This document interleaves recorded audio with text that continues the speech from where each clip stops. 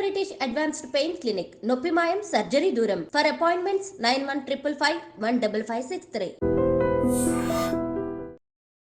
నమస్తే, welcome to i dream inside politics with కవిత.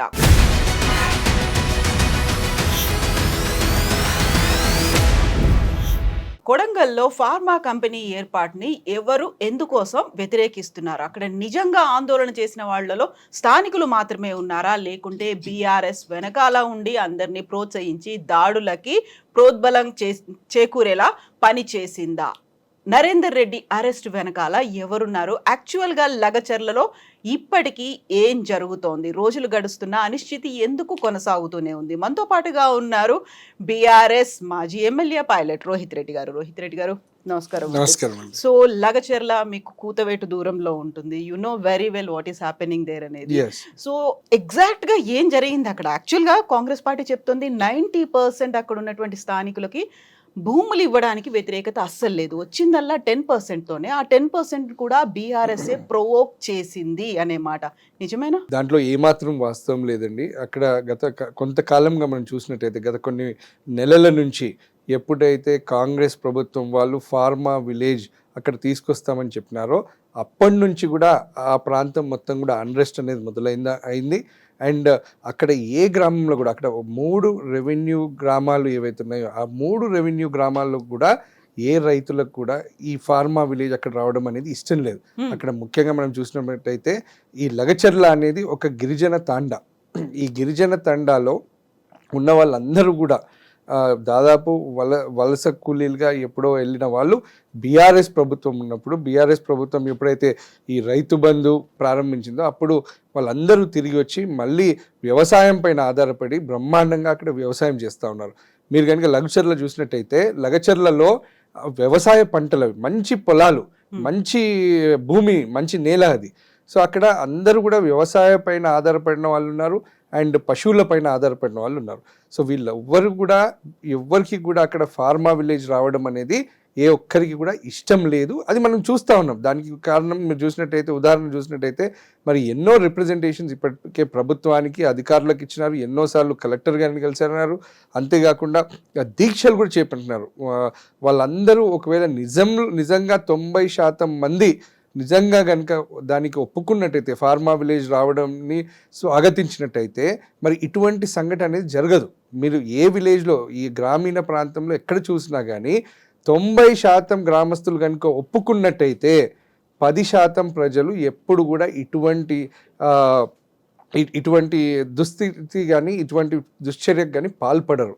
అది rural బ్యాక్గ్రౌండ్లో మనం ఎప్పుడు చూస్తూ ఉంటాం.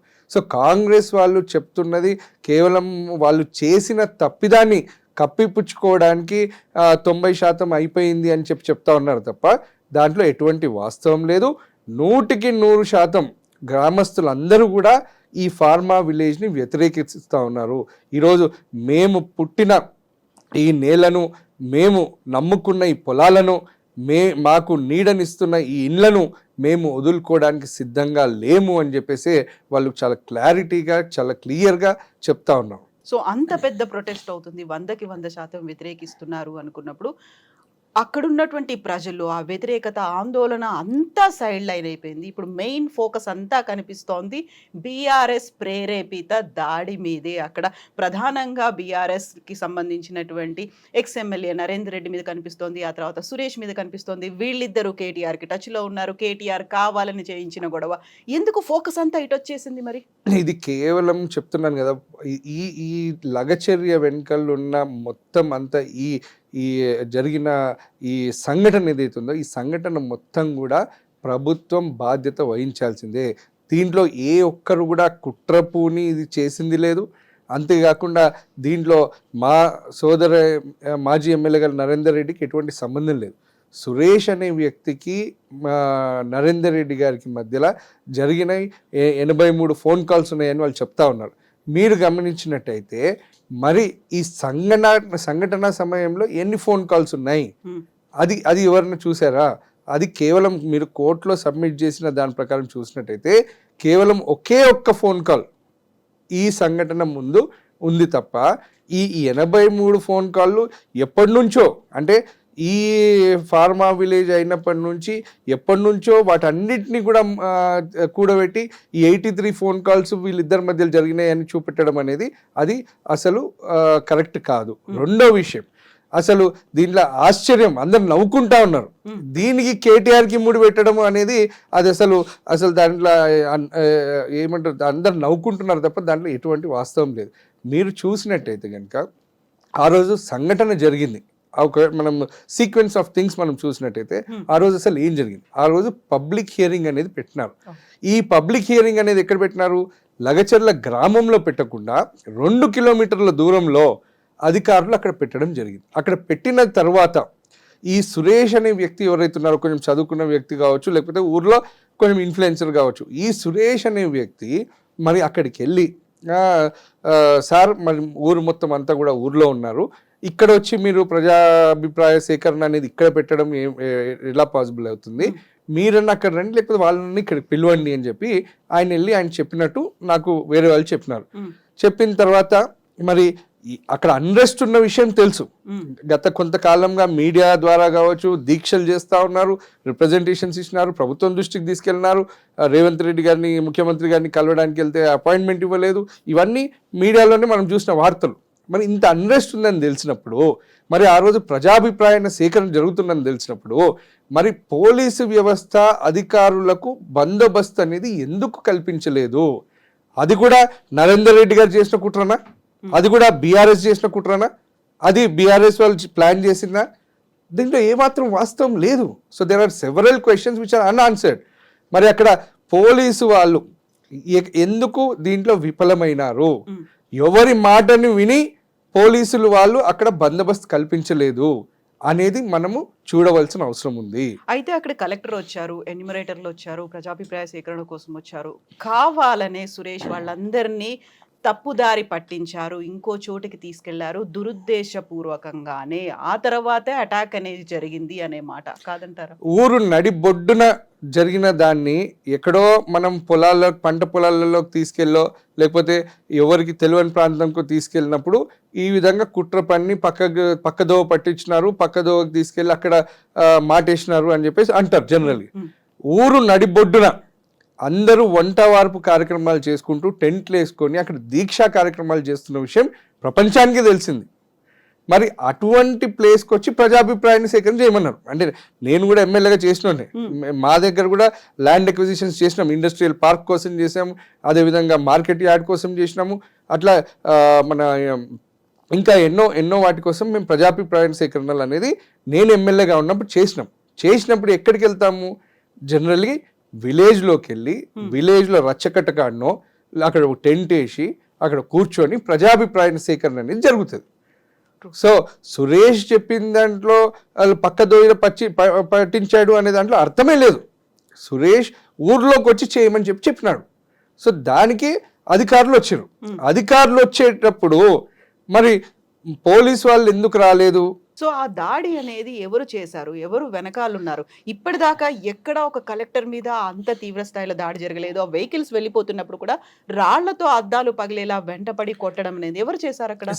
ఇది నేను నా ప్రకారము, కాకపోతే మా జిల్లా వాళ్ళు కావచ్చు, నాకు తెలిసిన వాళ్ళు చెప్పిన దాని ప్రకారము this is not at all a planned incident. ఇది ఏదో కుట్ర రచించి కుట్ర పూరి దీన్ని చేసింది అన్నట్లు అనేది టోటలీ అవాస్తవం. వాళ్ళందరూ రాజకీయ నాయకులు ఎంతమంది ఉన్నారు దాంట్లో? మిగతా వాళ్ళందరూ అభం శుభం తెలియని రైతు కుటుంబాలు, మహిళలు, వీళ్ళకైతే ఎటువంటి రాజకీయాలతో సంబంధం లేదు. వాళ్ళందరూ కూడా వాళ్ళ కడుపు రగిలి వాళ్ళు బాధతోని మా భూమిని, మా నేలను, మా పొలాలను మేము వదిలి ఎక్కడికి పోతాం అనే ఆవేదనతోని వాళ్ళు అక్కడికి వచ్చినారు.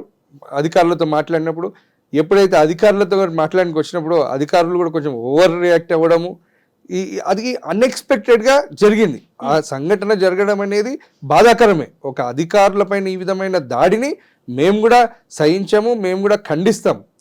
కానీ ఈ ఇన్సిడెంట్ని ఏ విధంగా అయితే చిత్రీకరిస్తూ ఉన్నారో, ఈ ఇన్సిడెంట్ని కంప్లీట్గా ఇది ఒక ప్లాన్డ్ అనేది చూపిస్తున్నారో దాంట్లో అవాస్తవం, అదంతా అవాస్తవం.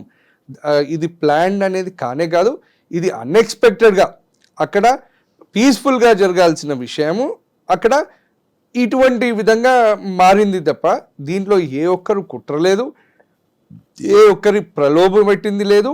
ఇది అన్ఎక్స్పెక్టెడ్గా జరిగిన ఇన్సిడెంట్ అని చెప్పి నేను పూర్తిగా నమ్ముతున్నాను. నాతో పాటు మా జిల్లా వాసులందరూ కూడా అదే నమ్ముతా ఉన్నారు. ఇప్పుడు నరేందర్ రెడ్డి గారి అరెస్ట్కి ఒక్క రోజు ముందు, అంటే ఇన్సిడెంట్ జరిగినటువంటి నెక్స్ట్ డే, నరేందర్ రెడ్డి ఒక మాట అన్నాడు. అక్కడ సురేష్ బీఆర్ఎస్ కార్యకర్త అయితే అయ్యి ఉండొచ్చు, బట్ ఆయనకు కూడా అక్కడ భూమి ఉంది, ఆ స్థలాన్ని కోల్పోతాడు కాబట్టి ఆ బాధతోనే అక్కడ అతను మాట్లాడాడని. బట్ కాంగ్రెస్ వస్తే ఇప్పుడు ఆయన ఆ వాస్తవ్యుడే కాదు అండ్ ఆయనకు అక్కడ భూమి లేదు, నిర్వాసితుడు కూడా కాదు అని. అసలు యాక్చువల్గా ఎవరు సురేష్, అక్కడ ఎందుకున్నాడు అనేటువంటి డౌట్లు వస్తున్నాయి కదా. వాస్తవంగా చెప్పాలంటే సురేష్తో నాకు పరిచయం అనేది లేదు. ఓన్లీ ఈ ఇన్సిడెంట్ ఏదైతే జరిగిందో ఈ ఇన్సిడెంట్ పట్లనే అసలు మనం ఏం జరుగుతుంది ఏంది అని చెప్పేసి మనం చూసినాం తప్ప సురేష్ అనే వ్యక్తితో నాకు పరిచయం లేదు. అయితే కొడంగల్కి తాండూర్కి చాలా సంబంధాలు ఉంటాయి. కొడంగల్ వాళ్ళు ఎక్కువ మంది తాండూరులోనే నివసిస్తూ ఉంటారు, వాళ్ళు వెళ్ళేసి వస్తూ ఉంటారు ఫర్ ఎడ్యుకేషన్ కావచ్చు, ఫర్ బిజినెస్ కావచ్చు. Everything Kodangal is totally dependent on Tandur or Vikarabad. So అట్లా కొడంగల్కి తాండూర్కి మంచి సంబంధాలు ఉన్నాయి. సో ఈ విధంగానే మా కొడంగల్ వాస్తవ్యులందరూ కూడా మాతో చాలా సన్నిహితంగా ఉంటారు. అక్కడ చూసినట్టయితే మళ్ళీ ఎవరికి భూమి ఉంది ఎవరికి లేదు అనే విషయం పైన మాకైతే క్లారిటీ లేదు.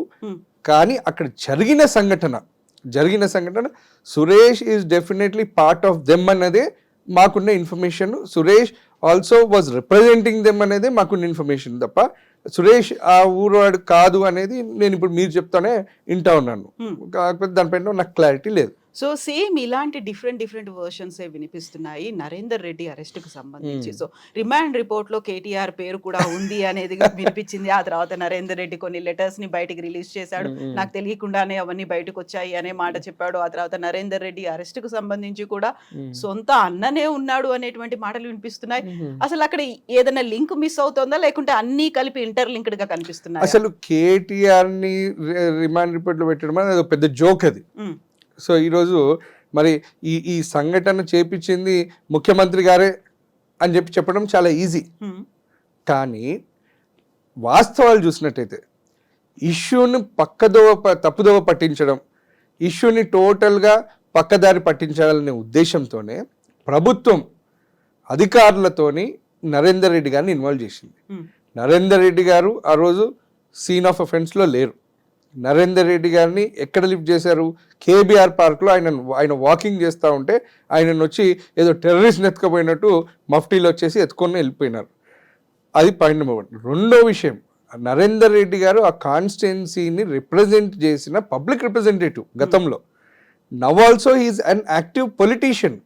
ఒక మాజీ ఎమ్మెల్యేగా, ఒక బీఆర్ఎస్ పార్టీ నాయకుడిగా, బీఆర్ఎస్ పార్టీ కార్యకర్తలకు, కుటుంబాలకు, మన ప్రజలకు అండగా నిలబడి ఈరోజు ఎన్నో ఇష్యూస్ పైన ఆయన రోజు కొట్లాడుతూ ఉన్నాడు.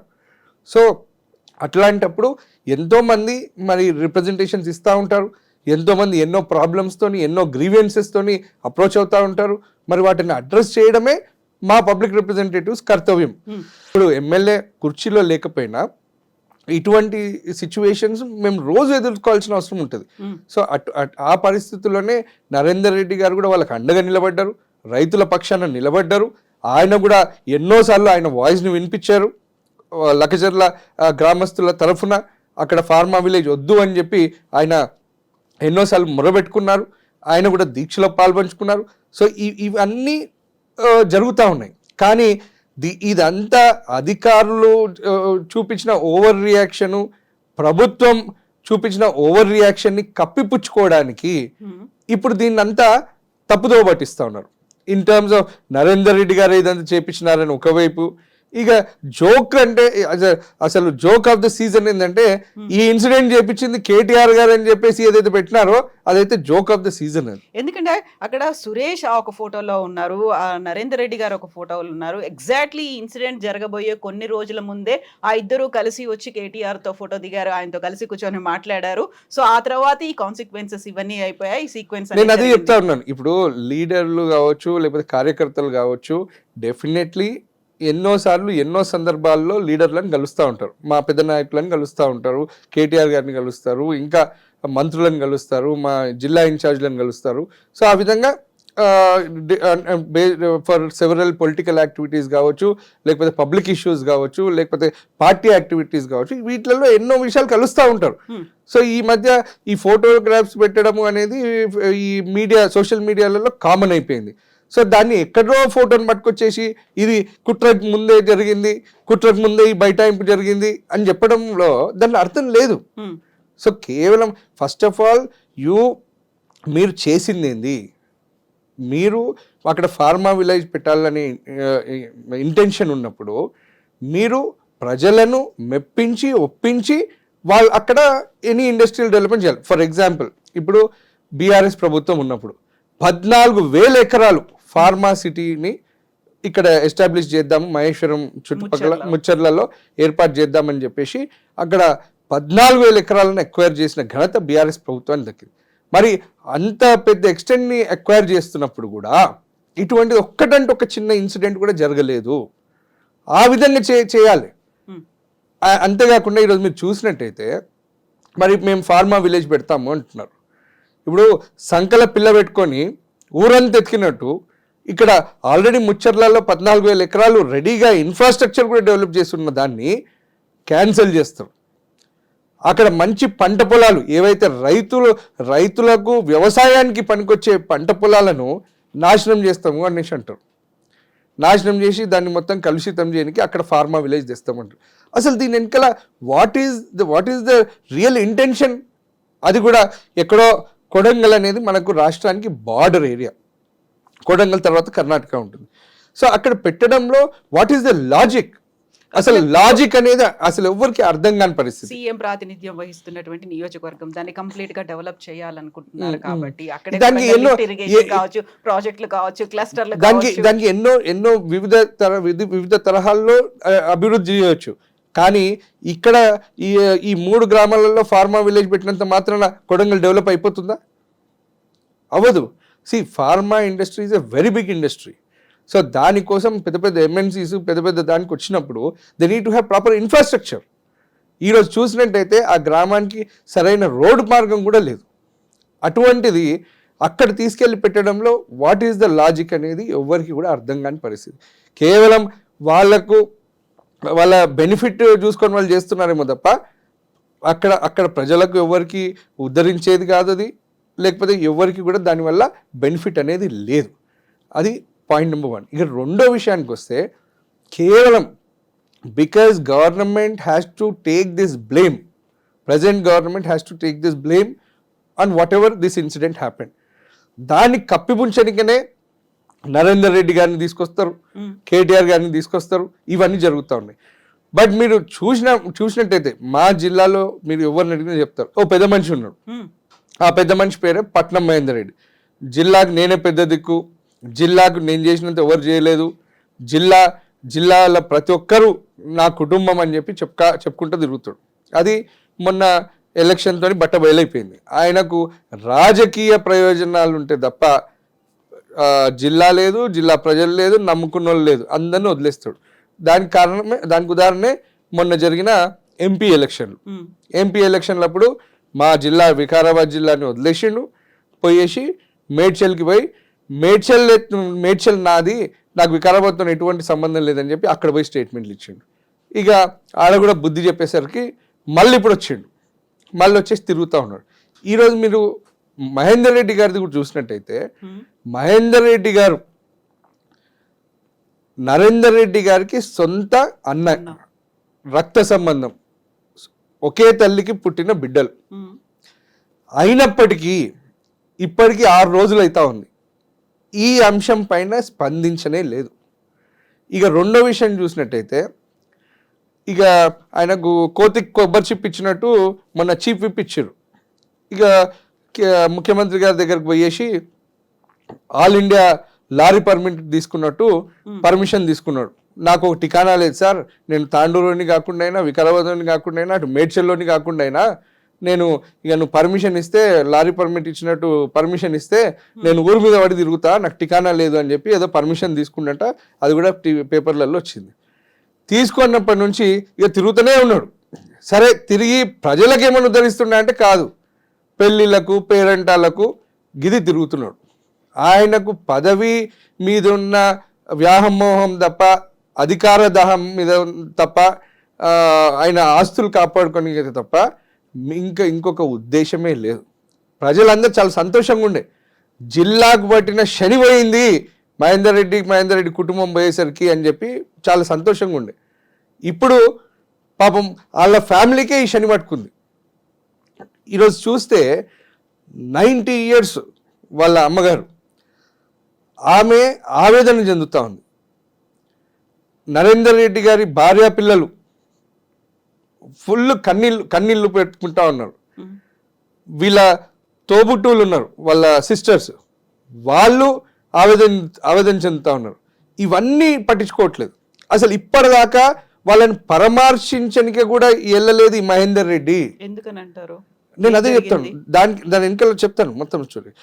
ఇప్పుడు ఈయన 35 ఏళ్ళ రాజకీయ జీవితంలో ఈయనకు ఒక రథసారథి లాగా 99 ఎలక్షన్ కావచ్చు, 2004 ఎలక్షన్ కావచ్చు, 2009 ఎలక్షన్ కావచ్చు, 2014 ఎలక్షన్ కావచ్చు, 2018 ఎలక్షన్ కావచ్చు, 2024 ఎలక్షన్ కావచ్చు, ఈ అన్ని ఎలక్షన్లలో నరేందర్ రెడ్డిని రథసారథిగా ఉండి ఆయనకి వెనుక ఉండి నడిపిన వ్యక్తి. ఈరోజు నరేందర్ రెడ్డి, పట్నం అవినాష్ రెడ్డి లేకపోతే అసలు మహేందర్ రెడ్డి ఎవరు? మహేందర్ రెడ్డికి వాళ్ళిద్దరే కాదా రైట్ లెఫ్ట్ లాగా ఉండి ఇన్ని రోజులు ముందు నడిపింది? మరి ఇటువంటి కుటుంబం ఈరోజు ఇంత దుఃఖంలో ఉంటే ఈయన నిన్న కూడా సిగ్గు లేకుండా నిన్న కూడా ఆ కాన్వాయ్ చేసుకొని ఫంక్షన్లకు దావత్లకు తిరుగుతున్నాడు. సొంత తమ్ముని కుటుంబం ఎట్లుంది, అమ్మ ఎట్లుంది, తోబుట్టువులు ఎట్లున్నారో అనేది ఇప్పటిదాకా దాని మీద ఊసేలేదు. ఇంత అన్యాయమా? ఇక కుటుంబాన్నే పట్టించుకోనోడు రేపు మా జిల్లాకి ఏమి ఉద్ధరిస్తాడు, లేకపోతే ప్రజలను ఏమి ఉద్ధరిస్తాడు, ఆయన నమ్ముకున్న కార్యకర్తలకు ఏం చేస్తాడు? దీని వెనుకలున్న అసలు వాస్తవం చెప్తాం.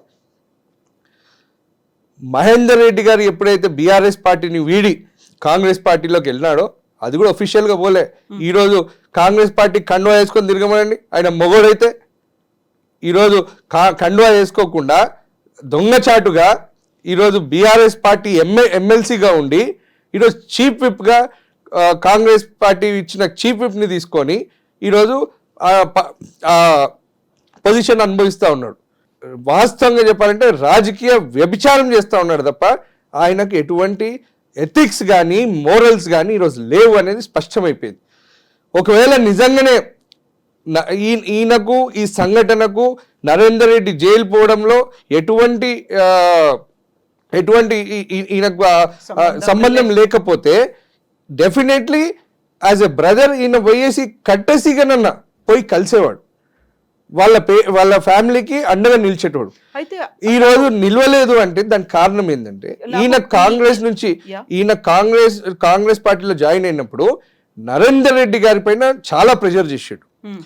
ప్రెషర్ చేసి నువ్వు కూడా నాతో పాటు కాంగ్రెస్ పార్టీకి రావాల్సిందే అని చెప్పి ప్రెషర్ చేసినా కానీ నరేందర్ రెడ్డి గారు, నేను కేసీఆర్ గారిని, కేటీఆర్ గారిని, బీఆర్ఎస్ పార్టీని నన్ను నమ్ముకున్న కార్యకర్తలను నేను వదలను, నేను రాను, నేను ఇక్కడనే ఉంటా అని చెప్పి కళాఖండిగా చెప్పినందుకు ఆ కోపాన్ని పెట్టుకొని కక్షపూరితంగా ఈరోజు నరేందర్ రెడ్డిని కేసులో ఇరికించడంలో కూడా మహేందర్ రెడ్డిదే బాధ్యత అని చెప్పేసి మహేందర్ రెడ్డినే ముఖ్యమైన పాత్ర పోషించిండు అని చెప్పి మొత్తం జిల్లా ప్రజలందరూ కూడా ఇదే మాట్లాడుతూ ఉన్నారు. అంతేకాదు సునీత మహేందర్ రెడ్డి గారి సతీమణి, తను కూడా 3 సార్లు జెడ్పీ చైర్మన్గా మా ప్రాంతం నుంచి ఉంది. తను ఈరోజు ఆ మన కడా చైర్మన్ వెంకటరెడ్డి గారిని పరామర్శించడానికి హాస్పిటల్కి వెళ్ళి పరామర్శించి వచ్చింది. కానీ సొంత తోడికోడలు నరేందర్ రెడ్డి గారి సతీమణి శృతిరెడ్డి గారిని ఈరోజు దాకా ఫోన్ కాల్ కూడా చేసి మాట్లాడింది లేదు. వాళ్ళ పిల్లలు వాళ్ళతో మాట్లాడింది లేదు, వాళ్ళని పరామర్శించింది లేదు. అక్కడ లగజర్ల మన రైతులను పరామర్శించింది లేదు. కానీ కడా చైర్మన్ వెంకటరెడ్డి గారిని మాత్రం పరామర్శించారు. సో ఇవన్నీ మీరు చూస్తే దానిలో చాలా క్లియర్గా అర్థమవుతా ఉంది. ఈ జరిగిన సంఘటనలో నరేందర్ రెడ్డిని బలి చేయాలి, నరేందర్ రెడ్డి నా మాట విన్నందుకు దీంట్లో బలి చేయాలని చెప్పి ఈరోజు నరేందర్ రెడ్డిని దీన్ని ఇరికిచ్చినారు. నరేందర్ రెడ్డిని A1గా జైల్లోకి పెట్టినారు. దీని వెనకాల 100% నా బిలీఫే కాదు, మొత్తం మా జిల్లా ప్రజలందరి బిలీఫ్ అదొకటే. మహేందర్ రెడ్డి ఇంత కిరాతకానికి ఒడిగట్టిండు అనేది డిస్కషన్ నడుస్తూ ఉంది. ఇప్పటికీ కూడా స్పందిస్తలేడు ఆయన. ఈ రోజుకి కూడా నేను మొన్న చూసిన ఏదో సోషల్ మీడియాలో వీడియో చూసిన, ఒక విలేకరి మీలానే దీనిపైన స్పందించానంటే నేను స్పందించా అని ఉరుకుతూనే ఉన్నాడు ఆయన. అంత భయం ఎందుకు? నీకు సంబంధం లేకపోతే నువ్వు నిలబడి మాట్లాడు, నువ్వు నీ తమ్మునికి అండగా నిలబడు, తమ్ముడి కుటుంబానికి అండగా నిలబడు, పో ములాఖత్లో పో, నీ తమ్మునితో మాట్లాడు, ఎందుకు పోతలేవు అని ఈరోజు నేను ప్రశ్నిస్తాను. కేవలం ఒకటి, ఆయనకు అధికార దాహం, ఆయనకు రాజకీయ లబ్ధి, ఆయన ఆస్తులను కాపాడుకోవడం తప్ప ఇంకొక ఉద్దేశం లేదు. కేవలం ఈ పదవులను అనుభవించడం తప్ప ప్రజల పట్ల కావచ్చు, జిల్లా పట్ల కావచ్చు, కుటుంబం పట్ల కావచ్చు ఏం లేదు. అసలు కుటుంబానికి అండగా లేనోడు జిల్లాకేం చేస్తాడు, ప్రజలకేం చేస్తాడు, నమ్ముకున్న వాళ్ళకి ఏం చేస్తాడు అనేదే ప్రతి ఒక్కరూ మాట్లాడుతున్న మాట ఇది. తనతో పాటుగా కాంగ్రెస్ పార్టీలో చేరలేదు, అది కేవలం ఒకే ఒక్క రీజన్, ఆ ఒక్క రీజన్తోనే ఈ పనంతా చేశారు, అరెస్ట్ చేయించారని అనుకుంటున్నారు. ఈ అరెస్ట్ వెనకాల తనకి ఆ సజెషన్ ఇచ్చింది ఎవరై ఉంటారని మీరు అనుకుంటున్నారు? తనంతట తనే చేసుంటాడా? 100%. ఆయన 35 ఏళ్ళ సీనియర్ అని చెప్పుకుంటా ఉంటాడు. రాజకీయంలో నాకంటే ఉద్దన్నుడు ఎవరు లేడు అని చెప్పుకుంటా ఉంటాడు. మరి ఆయన చేసిన ప్లానా లేకపోతే ఇంకోరిని చేసిన ప్లానా, మరి ఆయనని అడిగితే తెలుస్తుంది తప్పకుండా. కానీ 100% ఇది ఏదైతే జరుగుతూ ఉందో అది చాలా బ్యాడ్. అది తప్పకుండా he has to respond, he has to come and he has to tell, he has to definitely stand by Narendra Reddy and Lagacherla రైతులు. ఎస్ అండి, రోహిత్ రెడ్డి గారు, థ్యాంక్ యూ సో మచ్ అండి. థ్యాంక్ యూ అండి. Thank you for your time అండి. Thank you.